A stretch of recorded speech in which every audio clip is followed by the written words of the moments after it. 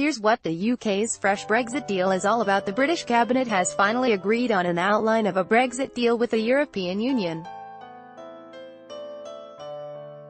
Here are the key items from the government's proposal. British Prime Minister Theresa May managed to bring her cabinet to an agreement on Brexit Friday, overcoming division between her ministers and winning support for a business-friendly proposal, which is supposed to fuel the stalled talks with the EU about the United Kingdom's withdrawal from that political and economic union. The plan centers around free trade area for goods, while acknowledging that the service sector will no longer enjoy free access to the EU's single market, Business Times reports. At the same time, the agreement ends the unregulated freedom of movement and supremacy of the European Court, which might become grounds for accusing May of picking the best parts of the EU.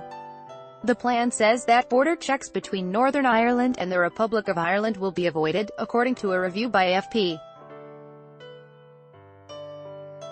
Going rogue, the new plan says the UK wants to establish a free trade zone featuring a common rulebook for goods with the EU, but underscores that the UK will only agree with those EU rules that reduce friction at the border.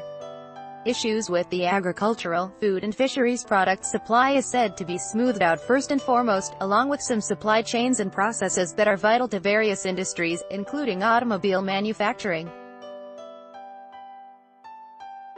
At the same time, the UK will abandon the EU's common agricultural policy and common fisheries policy.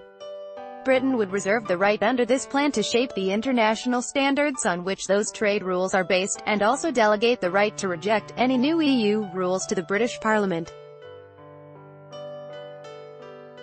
The plan allows Britain to independently impose trade tariffs and seal new free trade deals, the Business Times report.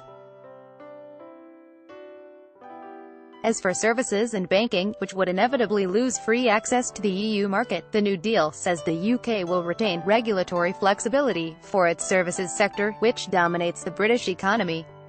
Playing by the book at the same time, the United Kingdom pledges to maintain common standards on state aid rules and establish cooperative arrangements between regulators on competition.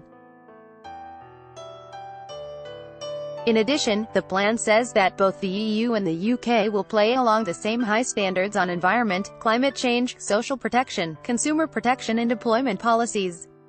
While the plan says that European Court jurisdiction over the UK is over, it still mentions a joint institutional framework to basically ensure compatibility between the two legal systems. Both sides would need to agree a means of resolving disputes, including through binding independent arbitration, AFP noted. While the agreement would end freedom of movement, it does not forbid EU and UK citizens from applying for studying and working on each other's territory. Hardline Brexiters have already accused May of tying UK to EU standards. However, companies have welcomed the compromise deal, as they most feared possible border checks and tariffs.